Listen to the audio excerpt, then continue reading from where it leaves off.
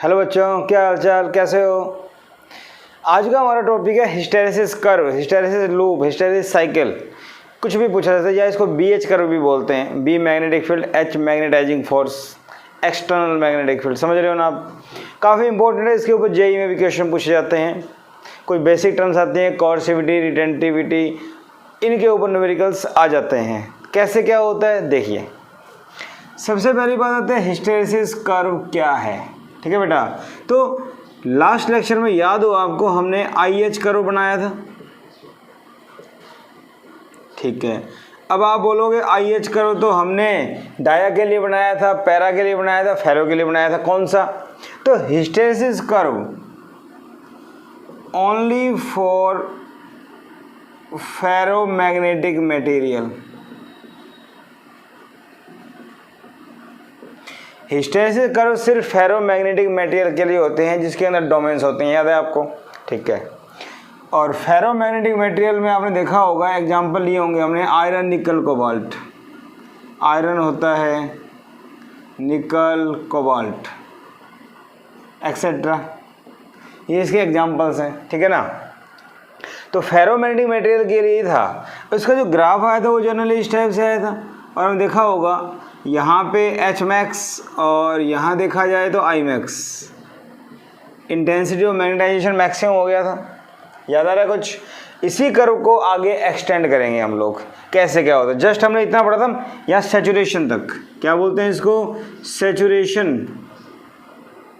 Point. तो saturation point पे क्या हो गया कि H को बढ़ाया बढ़ाया बढ़ाया, I मैक्सिमम हो गया। इसके बाद क्या, वो हम देखेंगे, और वही हिस्टैरिसीस कर्व कहलाता है। समझ गए मेरी बात आप। देखिए इसमें करना क्या होता है वो देखिए। सबसे पहली बात, हम लोग क्या लेके चलते हैं, एक सोलेनोइड। समझिए क्या है ये, सोलेनोइड। इस सोलेनोइड के अंदर हमने एक आयरन बार रख दी, आयरन की रॉड। अब आयरन आपको पता है फेरोमैग्नेटिक है। ठीक है, अब ये सोलेनोइड के अंदर है, समझ रहे हैं आप मेरी बात। तो सोलेनोइड में अगर मैं करंट पास करूं I, तो सोलेनोइड के अंदर आपको पता है कि यूनिफॉर्म मैग्नेटिक फील्ड आता है, पता है ना। तो उस फील्ड के अंदर, तो इसका जो फील्ड प्रोड्यूस होता है सोलेनोइड का, याद आ रहा है ना, B = μ0 NI, और NI को हमने क्या बोला था, H। तो B = μ0 H, याद आ रहा है कुछ। और अंदर अगर मीडियम है तो μH हो जाता है, याद आया। ठीक है, तो यहाँ पे एक्सटर्नल जो फील्ड है वो H है, एक्सटर्नल जो फील्ड है वो H है। तो हमें इस टाइप से कर्व देखना। देखो ये H external force, magnetizing force, और यहाँ B लेके चलते हैं magnetic field. B magnetic field, magnetic induction, magnetic flux density जो रोड के अंदर आएगी, याद है ना, आपको पीछे पढ़ा था हमने। ठीक है, तो अगर मैं इनिशियली O पॉइंट की बात करूं, एट O, तो बेटा B भी 0 है, H भी 0 है, एक्सटर्नल फील्ड भी 0 है। तो इस रोड के अंदर जो मैग्नेटिक फील्ड इंड्यूस हुआ वो भी क्या है, 0। रोड के अंदर मैग्नेटिक फील्ड इंड्यूस होने का मतलब क्या था, याद नहीं है तो मैं एक बार फिर से बता देता हूँ। फेरोमैग्नेटिक मटेरियल है, नेट मैग्नेटिक फील्ड अंदर 0 है, नेट डायपोल मोमेंट 0 है। जब इसको किसी फील्ड में रखा जाएगा तो इसके अंदर जो मैग्नेटिक डायपोल्स होते हैं वो फील्ड की डायरेक्शन में अलाइन होने की कोशिश करते हैं और हो जाते हैं। और जब मैग्नेटिक डायपोल्स एक ही डायरेक्शन में अलाइन होते हैं, उसकी वजह से इसके अंदर मैग्नेटिक प्रॉपर्टी आती है। मेरी बात समझ रहे हो। तो शुरुआत में H 0, सभी डायपोल रैंडम है, तो B भी क्या है, 0। ठीक है, इसके बाद मैंने इसको ऐसे बढ़ाया, मेरी बात समझ रहे हो, जैसे हमने पीछे बनाया था। इसके बाद मैंने इसको यहाँ बढ़ाया O से A, तो इस टाइम तक क्या हो गया, सैचुरेशन। ठीक है, मैग्नेटाइजेशन, तो मैग्नेटाइजेशन हुआ और वो सैचुरेशन हो गया, सैचुरेशन पॉइंट पे आ गया। ठीक है, इसके लिए H कितना था, इतना, H मैक्स कहलाएगा। ठीक है, इसके बाद अगर मैं H को डिक्रीज करता हूँ, इसके बाद अगर मैं H को डिक्रीज करता हूँ तो ये इस टाइप से आता है। मतलब क्या हुआ, B पॉइंट नाम दे दें, H को मैं डिक्रीज करता कर, देखो यहाँ से मैं O से यहाँ गया, इसका मतलब पहली बात क्या हुआ कि B increase increase increase increase B max, यहाँ क्या हो गया बी मैक्स। बी मैक्स होने का मतलब क्या हुआ, इसके अंदर मैग्नेटिक फील्ड मैक्सिमम हो गया। इसके अंदर जितने भी मैग्नेटिक डाइपोल थे वो पहले रैंडम थे, याद आ रहा है कुछ, पहले रैंडम थे। अब इस पॉइंट पे आने के बाद वो सारे डाइपोल सेम डायरेक्शन में हो गए, फील्ड की डायरेक्शन में। क्लियर है ना, ठीक है। Saturation magnetization. इसके बाद अगर H की वैल्यू को और इंक्रीज करोगे तो इसमें कोई फर्क नहीं पड़ेगा, ये लाइन सीधी आगे चली जाएगी, तो और ज़्यादा H को बढ़ाने का फ़ायदा नहीं है। अब H को डिक्रीज करेंगे, H को डिक्रीज करेंगे तो ये इनिशियल पाथ को फॉलो नहीं करता, ये ऐसे आता है। इसका मतलब एट B, पहले लिखो एट A पॉइंट पे क्या B मैक्स H मैक्स, ए पॉइंट पे दोनों मैक्सिमम। एट बी पॉइंट पे क्या, बी पॉइंट पे देखो एच तो हो गया 0 और बी नॉट 0, कुछ बच गया, कुछ मैग्नेटिक फील्ड यहाँ पे बच गया। इसका मतलब क्या है, एक्सटर्नल मैग्नेटिक फील्ड 0 कर दिया, इसका मतलब क्या है, यहाँ पे करंट को 0 कर दिया, और करंट 0 करते ही क्या होगा, इसके अंदर मैग्नेटिक फील्ड खत्म। मेरी बात समझ रहे हो, शुरू में भी 0 था, करंट 0 था, यहाँ पे H इंक्रीज हो रहा है, H इंक्रीज होने का मतलब I इंक्रीज हो रहा है, H इंक्रीज होने का मतलब I इंक्रीज हो रहा है, ठीक है ना। तो जब दोबारा से इसको डिक्रीज करेंगे तो I डिक्रीज होगा, H को डिक्रीज करेंगे तो, और जब H 0 हो जाएगा तो I 0। बट जब I 0 हो गया तो कुछ फील्ड बच गया, कहाँ से आया, एक्सटर्नल फील्ड की वजह से, जो डाइपोल मैग्नेटिक फील्ड की डायरेक्शन में अलाइन हुए थे। फील्ड को 0 करने से वो सारे दोबारा से रैंडम नहीं हुए, कुछ उनके अंदर अलाइन रह गए, जैसे मान लो कुछ हट गए, कुछ अलाइन रह गए, कुछ अलाइन रह गए, इनकी वजह से मैग्नेटिक फील्ड बच गया। मेरी बात समझ रहे हो, कुछ मैग्नेटिक फील्ड बच गया, ठीक है भाई। इसके बाद क्या, इसके बाद H को नेगेटिव किया, क्योंकि यहाँ तक तो 0 था। अब H को नेगेटिव करने का मतलब है I जो करंट था उस करंट को अपोजिट कर दे। मेरी बात समझ रहे हो, करंट की डायरेक्शन अपोजिट कर दी, तो करंट अपोजिट करने से क्या होगा, मैग्नेटिक फील्ड अपोजिट डायरेक्शन में आएगा। तो क्या होगा, ये जो इसके अंदर बचा हुआ फील्ड है वो भी धीरे धीरे डिक्रीज होने लगेगा इस टाइप से, समझे। तो यहाँ पे आने के बाद C पॉइंट पे ये B 0 हो गया। क्लियर, अरे बोलो। और ये ऐसे बढ़ाएंगे तो मैं ग्राफ को पहले पूरा कर देता हूँ, ये ऐसे जाके कंप्लीट हो जाता है। क्लियर। अब कैसे क्या होता है वो देखो, O से A आ गया, B आ गया और C पॉइंट क्या है, यहाँ करता हूँ मैं, एट C पे H है नेगेटिव और B क्या हो गया फिर से 0, C नेगेटिव, B क्या हो गया 0।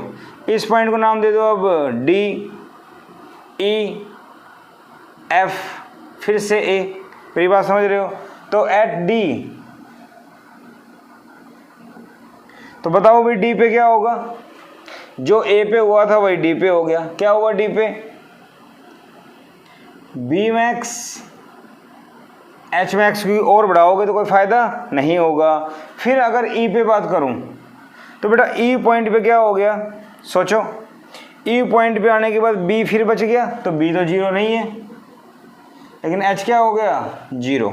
अरे बोलो, यहाँ पे H क्या हो गया 0। अब F की बात करो, F की बात यहाँ कर देते हैं एट F, तो F पे यहाँ आ गए, F पे यहाँ आने के बाद क्या हो गया, H 0 नहीं है, अरे बोलो,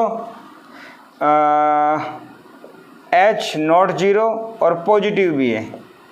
और यहाँ आने के बाद अगर मैं बात करूँ B की, तो B क्या हो गया 0। क्या मेरी बात समझ रहे हो, बोलो, क्या मेरी बात आप समझ पा रहे हो, ठीक है। O से A तक आपने देखा, मैग्नेटिक फील्ड बढ़ा, H भी बढ़ा, यहाँ पे H 0 हो गया, मैग्नेटिक फील्ड क्या हो गया, बच गया, 0 नहीं हुआ। मैग्नेटिक फील्ड यहाँ 0 हुआ जब H को नेगेटिव किया, अब H को और नेगेटिव किया, मैग्नेटिक फील्ड फिर मैक्सिमम, H भी मैक्सिमम। यहाँ पे चले गए, H तो 0 हो गया और B बच गया, कौन सा पॉइंट था E, देखो H 0 B नॉट 0। F पे आ गए तो H भी 0 नहीं है बट B 0 हो गया, और फिर A पे आ गए। बात समझ में आई।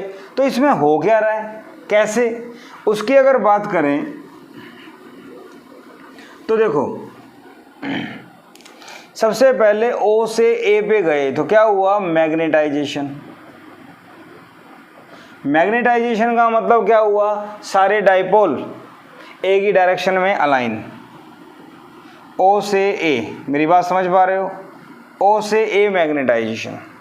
अब ए से बी गए, डी मैग्नेटाइजेशन कंप्लीट नहीं हुआ, सी पॉइंट पे क्या हुआ, कंप्लीट डी मैग्नेटाइजेशन। मेरी बात समझ रहे हो, ठीक है। तो ओ ए लिखो या ओ सी, इसके बाद ओ सी, इसको क्या बोलेंगे, डी मैग्नेटाइजेशन, ठीक है भाई। अब सी से बार दोबारा कहाँ गए, डी पे, मेरी बात समझ रहे हो, सी से कहाँ गए, डी पे।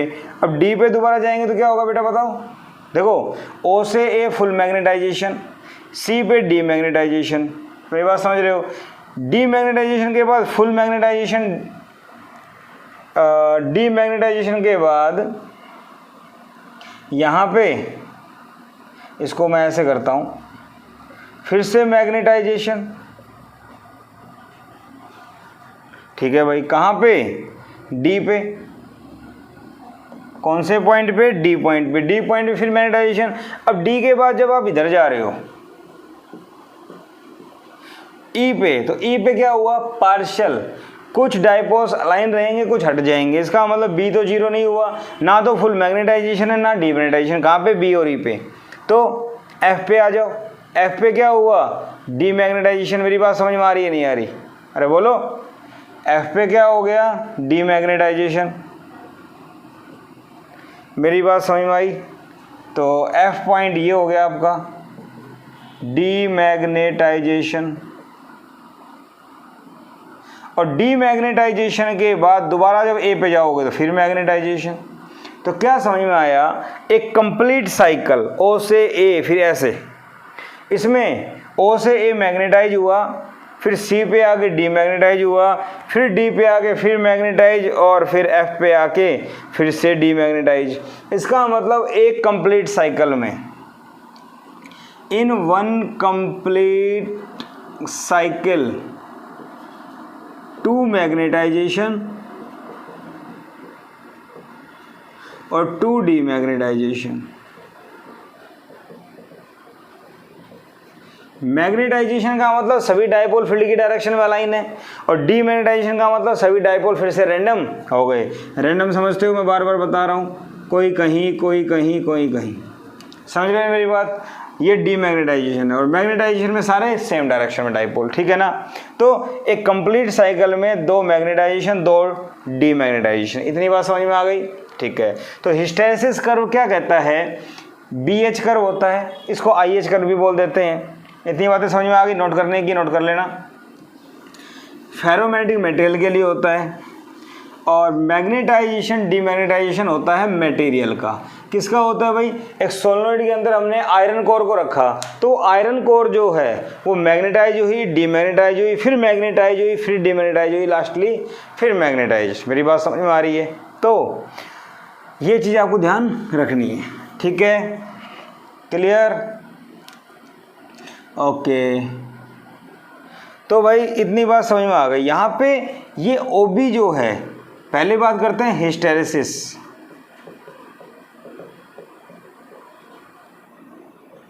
हिस्टैरिसीस कर्व और लूप, ये क्या होता है, ठीक है ना। Area under B H curve is known as hysteresis curve.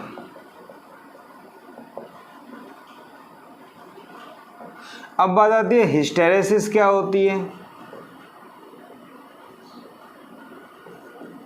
Hysteresis होती है बेटा लैगिंग, लैगिंग का मतलब पीछे होना, lagging of be with H is hysteresis. मतलब यहाँ से यहाँ तक दोनों साथ चले, ठीक है। उसके बाद क्या हुआ, H तो जीरो हो गया, बट B कुछ बच गया, तो H जीरो हो चुका है, वो पीछे रह गया, अभी जीरो नहीं हुआ, और H जब नेगेटिव हुआ तो वो जीरो हुआ, तो B पीछे रह गया उससे। तो lagging of B with H, इसको बोलते हैं हिस्टैरिसीस। बात समझ में आ गई, ठीक है। तो ये बेसिक बेसिक बातें भाई, हिस्टैरिसीस क्या होता है, हिस्टैरिसीस कर्व क्या होता है, ये बात मुझे समझ में आ गई। इसके बाद अगर बात करें भाई, OB क्या था, OB retentivity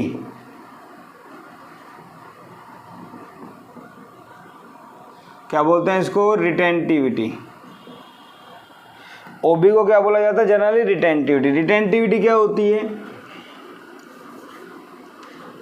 the magnetic field left in material, material मतलब आयरन बार जो हमने रखी थी, when magnetizing force H becomes zero. जब मैग्नेटाइजिंग फोर्स H को जीरो कर देते हैं तो इसके अंदर जो फील्ड बचता है उसको क्या बोलते हैं? रिटेंटिविटी। क्लियर? ओके। ओसी, ओसी को बोलते हैं कोर्सिविटी।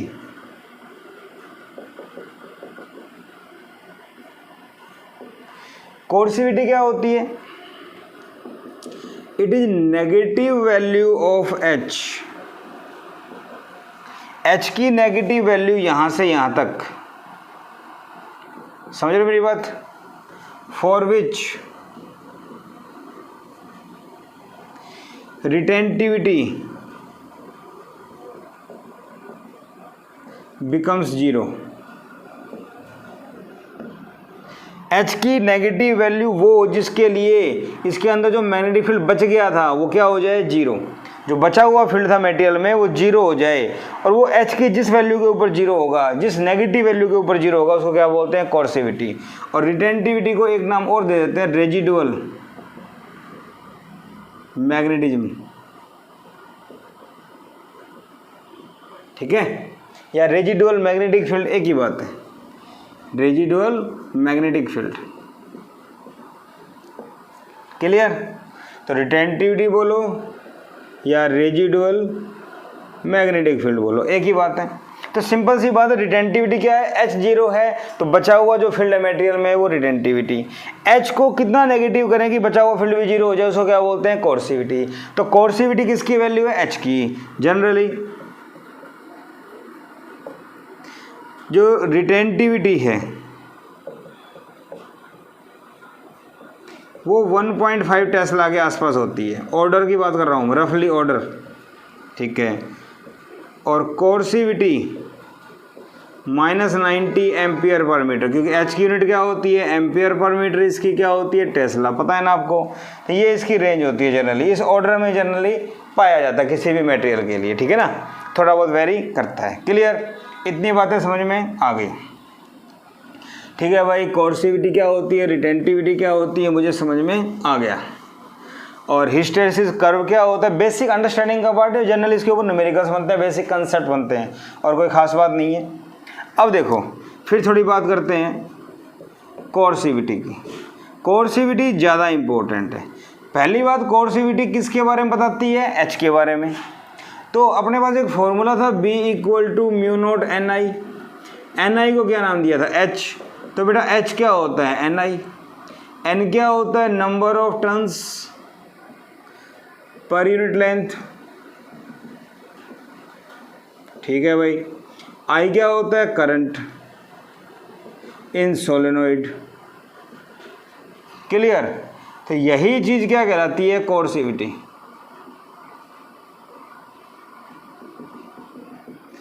जेई में कई बार क्वेश्चन आ गया फाइंड कोर्सिविटी, तो बच्चे कंफ्यूज क्या निकालें? यही निकालना है। क्लियर? नई चीज नहीं है, यही निकालना। करेंगे क्वेश्चन इसके ऊपर। क्या इतनी बात समझ में आ गई मेरी? ओके, चलो आगे बढ़ते हैं।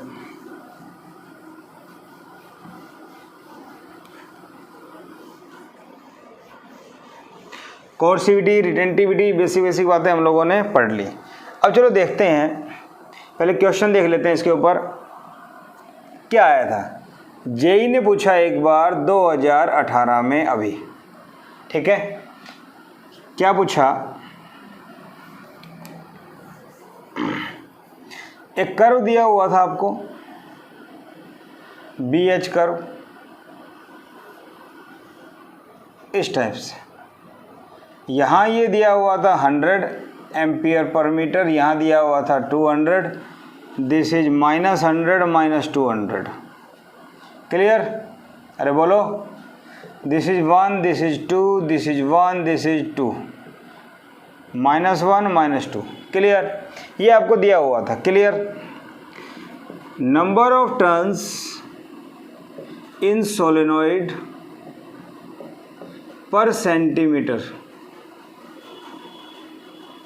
इज 10⁻³ एक गिवन है। ये जनरली क्या है, एक कर्व किसके लिए होता है, एक सोलेनोइड के अंदर एक मटेरियल रख दिया जाए, उसके मैग्नेटाइजेशन और डीमैग्नेटाइजेशन के लिए ग्राफ होता है। इतना समझ में आ गया। तो उसके ऊपर क्वेश्चन था कि कोई भी एक बार था, उसको मैग्नेटाइज कर रहे हैं, उसका BH कर्व दिया हुआ है, number of turns per unit length solenoid में इतना दे रखा है। ठीक है, अरे बोलो, find current, find minimum value of current for which substance gets completely demagnetized। अब सबसे पहली बात आती है डीमैग्नेटाइज का क्या मतलब बेटा, डीमैग्नेटाइजेशन का मतलब है सारे डायपोल रैंडमली ओरिएंट हो जाए और B क्या हो जाए, 0। तो B0 कहाँ होता है, यहाँ पे। क्लियर है ना। तो कंप्लीट डीमैग्नेटाइजेशन के लिए अपने को करंट निकालना है। ठीक है, तो यहाँ रिटेंटिविटी होती है, यहाँ कोर्सिविटी होती है। तो कोर्सिविटी क्या दे रखी है आपको, 100 दी हुई है। ठीक है, तो लिख सकता हूं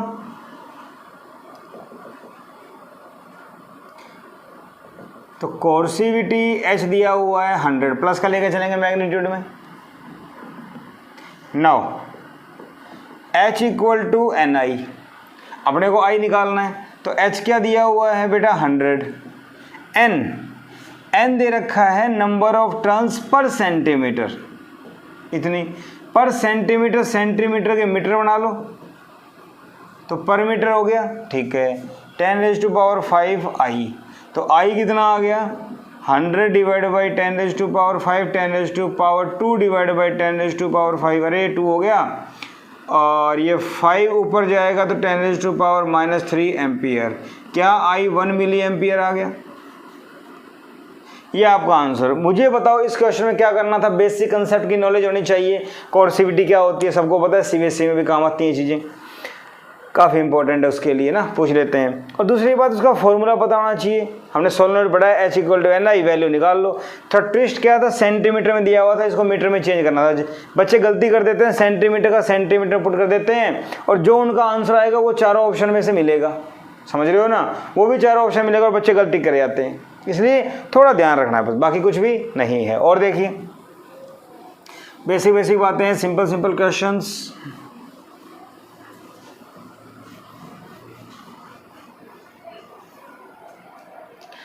इसी में जेई ने 2019 में पूछ लिया। ठीक है, क्या, for a solenoid of length 0.2 meter and number of turns 1000, if current is 5.2 ampere, if current is 5.2 ampere. मेरी बात समझ रहे हो। फाइंड कोर्सिविटी, ये जेई ने 19 पूछ लिया। क्या करना है, कुछ नहीं करना। सबसे पहले क्या दे रखा है आपको, length 0.2 meter, number of turns क्या दे रखा है, 1000। क्या number of turns per unit length निकालना आता है, अरे बोलो। ये 5 ऊपर आ जाएगा तो 500 हो गया, अरे बोल दो भाई। ठीक है, तो number of turns per unit length आ गया मेरे पास। करंट दिया हुआ है 5.2, तो कोर्सिविटी क्या होती है, कोर्सिविटी होती है H = NI। N कितना है, 500, बोलो, और I कितना दे रखा है, 5.2। मल्टीप्लाई कर दो, आपका आंसर आ जाएगा। तो H आ गया 500, 52/10, 0 से 0 कैंसिल, मल्टीप्लाई कर दो, 5 2 = 10, 26, बोलो। तो H की वैल्यू आ गई 2600 एम्पियर पर मीटर, या इसको सॉल्व कर लो, 2.6 10⁻³ एम्पियर पर मीटर। क्या मेरा आंसर आ गया। तो जस्ट कैलकुलेशन करनी है और H = NI यूज करना है, कुछ भी नहीं करना है इस क्वेश्चन में, कर सकते हैं हम लोग। ठीक है, भाई इतनी बातें मुझे समझ में आ गई, कोर्सिविटी के ऊपर क्वेश्चन आ जाए तो मैं कर सकता हूँ, मुझे कोई परेशानी नहीं है। क्लियर है सारी बातें? ओके, अब और आगे बढ़ते हैं। हिस्टैरिसीस कर्व क्या होता है मुझे समझ में आ गया, कोर्सिविटी, रिटेंटिविटी, सब कुछ बातें मुझे समझ में आ गई। इसके बाद अगर हम आगे बात करें इसके अंदर, एरिया ऑफ BH कर्व, ये जो मेरे पास कर्व आया इसका एरिया में क्या देता है, BH। समझ रहे हो आप मेरी बात? इस टाइप से कर्व है ना, तो ये इसका जो एरिया आएगा, एरिया ऑफ BH कर्व, ये मुझे क्या देगा, दिस इज एनर्जी लॉस, क्योंकि मैग्नेटाइजेशन होता है, डीमैग्नेटाइजेशन होता है, तो मैग्नेटाइज डीमैग्नेटाइजेशन में एनर्जी लॉस होती है, हीट लॉस की टर्म में होती है, गर्म हो जाता है वो। तो एनर्जी लॉस पर साइकिल, मेरी बात समझ रहे हो? पर साइकिल का मतलब per cycle of magnetization, magnetization and demagnetization, मतलब एक कंप्लीट साइकिल में कितनी बार मैग्नेटाइजेशन हुआ, कितनी बार डीमैग्नेटाइजेशन हुआ, सबकी बात कर रहे हैं टोटल। तो एनर्जी लॉस पर साइकिल पर यूनिट वॉल्यूम,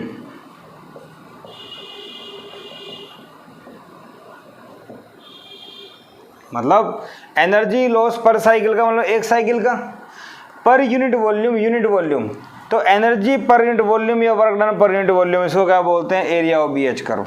तो एरिया क्या हो जाएगा, लॉस बटे वॉल्यूम, तो energy loss, heat loss, energy बोल दो E/V। क्या मेरी बात समझ में आ रही है? ठीक है, energy loss per unit volume, क्या मेरी बात समझ में आ रही है? क्लियर? तो energy loss per unit volume मुझे देता है। इसका मतलब ये जो कर्व है, this is different for different material, this is different for different material. कैसे भाई, एरिया कर्व क्या देता है, energy loss per unit volume, तो रिक्वायरमेंट के अकॉर्डिंग ये भी हमें अलग अलग चाहिए। कैसे वो देखो, सपोज करो मेरे पास ये B, ये H, एक कर्व, दूसरा कर्व आपको ये दिया हुआ है,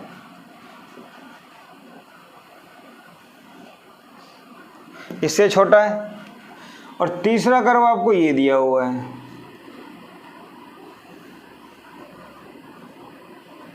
तीनों में क्या डिफरेंशिएट करेंगे आप?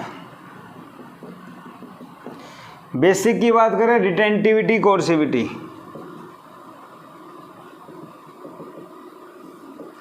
रिटेंटिविटी किसकी ज़्यादा है, नाम चेंज कर देते हैं, A, B और C। रिटेंटिविटी की बात करें तो रिटेंटिविटी रेजिडुअल फील्ड, किसका फील्ड ज़्यादा, इसका, C की सबसे ज़्यादा है। हेलो बोलो। उसके बाद किसकी दिखाई दे रही है, B की, और फिर किसकी दिखाई दे रही है आपके सामने, सॉरी A, और फिर B। बात समझ में आ रही है? ये सबसे ऊपर, ये उससे ऊपर, ये उससे छोटा, सबसे छोटा B। कोर्सिविटी की बात करें, कोर्सिविटी की बात करें तो ये वाली वैल्यू सबसे ज़्यादा A की, फिर B की, और सबसे कम C की। तो कोर्सिविटी ये। बेसिक बातें क्या हैं? बेसिक बातें ये है कि H को नेगेटिव करते हैं, तो H को नेगेटिव करने से डीमैग्नेटाइजेशन हो जाएगा, बात समझ में आती है। लेकिन H को नेगेटिव करने की बजाय अगर टेम्परेचर इंक्रीज होता है, अगर टेम्परेचर इंक्रीज होता है तो क्या होगा बेटा, टेम्परेचर इंक्रीज होने से भी डीमैग्नेटाइजेशन होता है। तो जिसकी कोर्सिविटी कम है उसका डीमैग्नेटाइजेशन आसानी से हो सकता है। मेरी बात समझ रहे हो? जिसकी कोर्सिविटी कम है उसका डीमैग्नेटाइजेशन आसानी से हो सकता है, और जिसकी ज़्यादा है उसका नहीं होगा। तो इस टाइप का जो मटेरियल है वो परमानेंट मैग्नेट बनाने के काम आता है। किसके काम आता है? Permanent magnet. ठीक है, इस टाइप का जो है वो किसमें काम आता है? इलेक्ट्रोमैग्नेट, जिसमें हमें फील्ड, जिसमें हमें मैग्नेट चाहिए और बाद में नहीं चाहिए तो जल्दी से डीमैग्नेटाइज हो जाएगा, या जनरेटर में या ट्रांसफार्मर कोर में जहाँ पे लॉस कम होता है। दूसरी बात, एक बात तो ये हो गई कि जल्दी से डीमैग्नेटाइजेशन हो जाता है या नहीं होता। दूसरा, एरिया ज़्यादा है, इसका एरिया ज़्यादा है तो हीट लॉस ज़्यादा होगा, हाँ या ना? ठीक है। इसका एरिया कम है तो हीट लॉस कम होगा। अरे बोलो, क्या इतनी बात समझ में आ गई? हीट लॉस कम होगा और कोर्सिविटी ज़्यादा है, जल्दी से ख़त्म हो जाएगा, लेकिन स्ट्रॉन्ग फील्ड मिलेगा। जितना ज़्यादा बचा हुआ है इसका मतलब स्ट्रॉन्ग फील्ड मिलेगा। तो तीनों की प्रॉपर्टी अलग अलग है, मेरी बात समझ रहे हो? तीनों की प्रॉपर्टी अलग अलग है, तो इसके बेस पे डिसाइड होता है कैसे क्या बनाया जाता है। क्लियर? ठीक है भाई, इतनी बात समझ में आ गई। अब क्वेश्चन आता है किस मटेरियल के लिए ये होता है भाई। देखो, ये B और ये H, ये मैंने बनाया इस टाइप से। ये जो इस टाइप का आपको दिखाई दे रहा है,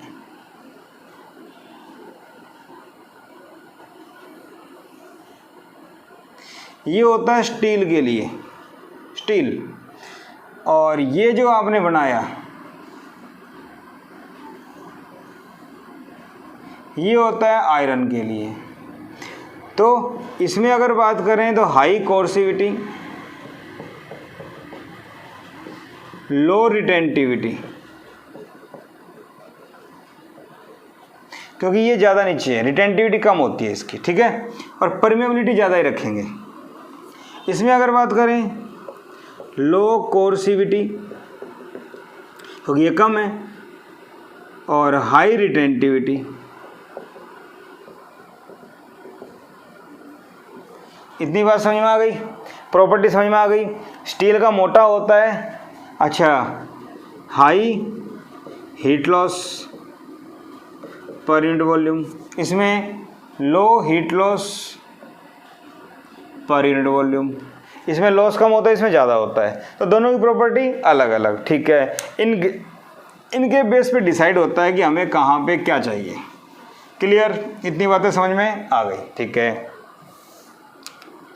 अब आ जाते हैं, देखो, परमानेंट मैग्नेट, नाम सुना होगा। परमानेंट मैग्नेट क्या होते हैं? जिनका मैग्नेटिक फील्ड लॉन्ग टाइम तक परसिस्ट करता है। These are the magnets whose magnetism exist for long time, काफ़ी समय तक रहता है। तो उसके लिए क्या चाहिए? पहली बात, रिक्वायरमेंट, क्या क्या चाहिए इसके लिए? पहली बात, काफ़ी समय तक रही है तो हाई कोर्सिविटी, ज़्यादा कोर्सिविटी होगी जल्दी से ख़त्म नहीं होगा। फिर स्ट्रॉन्ग भी होना चाहिए, हाई रिटेंटिविटी, ठीक है। तीसरा, high magnetic permeability. Magnetic permeability पीछे पढ़ा था, मटेरियल की प्रॉपर्टी है, अपने अंदर से कितनी ज़्यादा लाइनें पास करवाए। तो आयरन जो फेरोमैग्नेटिक मटेरियल है, आयरन निकल कोबाल्ट, अपने अंदर से ज़्यादा ही करवाते हैं, क्योंकि जितनी ज़्यादा करवाएंगे फील्ड उतना ही स्ट्रॉन्ग होगा। तो हाई परमिएबिलिटी, ये तीनों चीज़ें किसी में नहीं मिल सकती। क्यों? क्योंकि इसमें अगर देखा जाए BH कर्व स्टील, और यहाँ अगर देखा जाए BH curve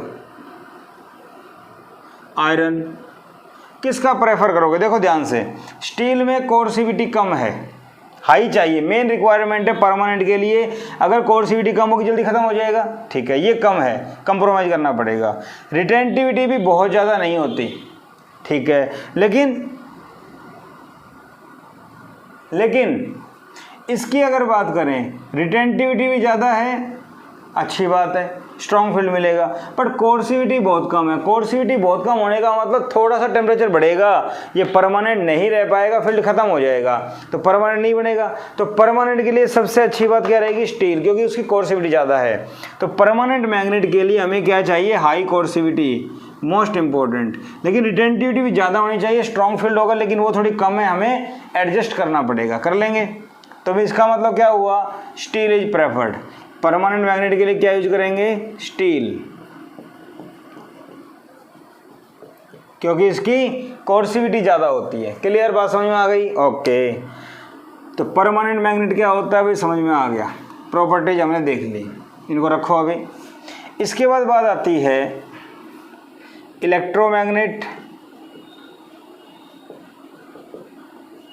transformer core, generators.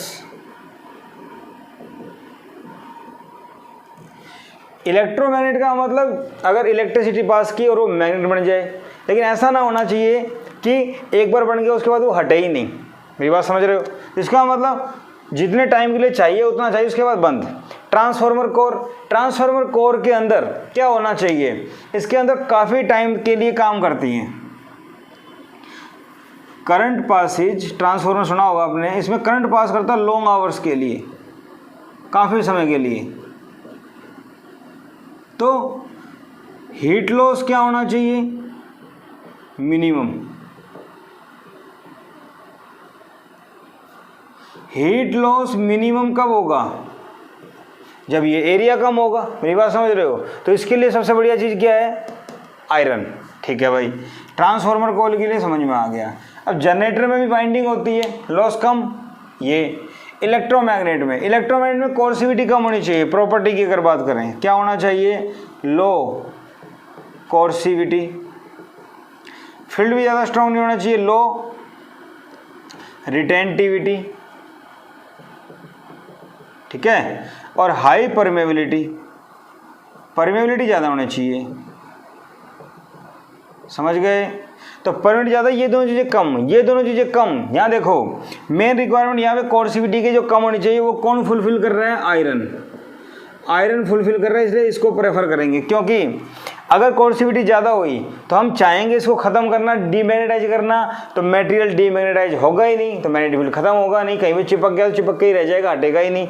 इसलिए मेन रिक्वायरमेंट क्या है? कोर्सिविटी। तो इसके लिए क्या करेंगे? आयरन को प्रेफर करेंगे। दो फायदे हैं, कोर्सिविटी कम है, इसका काम हो रहा है। यहाँ पे हीट लॉस कम होना चाहिए, उसका भी काम हो रहा है। तो जनरेटर आ जाए, ट्रांसफार्मर आ जाए, इलेक्ट्रोमैग्नेट आ जाए, तीनों के लिए आयरन प्रेफर करेंगे। परमानेंट मैग्नेट के लिए हम लोग क्या प्रेफर करेंगे? स्टील। ठीक है, इतनी बात समझ में आ गई। अब इसी के बेस पे 2016 में जेईई ने पूछ लिया। देखो बहुत ही आसान सवाल था। आपको दो कर्व दे दिए, एक तो दे दिया आपको इस टाइप से BH कर्व A, एक कर्व आपको दे दिया इस टाइप से, ये थोड़ा सा पतला था इस टाइप से। ठीक है, ये भी या स्मॉल ले लो। Which curve is best for electromagnet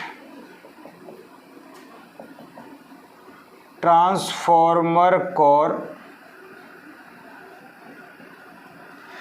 and generators? ठीक है, इलेक्ट्रिक जनरेटर्स। अब क्वेश्चन ये आया कि इलेक्ट्रोमैग्नेट के लिए कौन सा कर्व चाहिए? इलेक्ट्रोमैग्नेट के लिए क्या चाहिए? लो कोर्सिविटी, वो इसकी है, इसकी मान लो बी की। ट्रांसफॉर्मर कोर में हीट लॉस कम होना चाहिए, वो भी इसका। और जनरेटर में कोयल घूमती है, स्ट्रॉन्ग फील्ड आना चाहिए, तो उसके लिए भी आयरन प्रेफर। तो तीनों के लिए क्या आ रहा है? B option. तो iron is suitable for all, और आयरन का मतलब है कर्व बी। क्या मेरी बात समझ में आई? क्योंकि आपको पता है पतले वाला आयरन का होता है, मोटे वाला स्टील का होता है। क्लियर? तो कोई भी क्वेश्चन आ जाए मेरे ख्याल से कर सकते हो, कोई किसी टाइप की परेशानी वाली बात नहीं है। एरिया पूछ ले इसका, एनर्जी पर unit volume, heat loss per unit volume होता है, और कौन सा मोटा पतला किसका होता है, किसके लिए सुइटेबल है, सारी बातें हम बता देंगे, एंड सो ऑन। कैसे भी क्वेश्चन आ जाए, कोर्सिविटी पूछ लिया, H=NI होता है, हम निकाल सकते हैं। तो बेटा हिस्टेरिसिस के ऊपर कैसा भी क्वेश्चन आपसे पूछा जाए मेरे ख्याल से नहीं रुकेगा, चाहे वो जेईई का क्वेश्चन हो, चाहे वो नीट का हो, चाहे 12th का हो। तो 12th CBSE में भी इसके ऊपर क्वेश्चंस आ जाते हैं। तो बेटा आज का लेक्चर अगर आपको समझ में आया हो, पसंद आया हो, तो लाइक कीजिए, अपने फ्रेंड्स को शेयर कीजिए, और सब्सक्राइब करना ना भूलें ताकि आपको आगे के लेक्चर भी मिलते रहें। Thank you.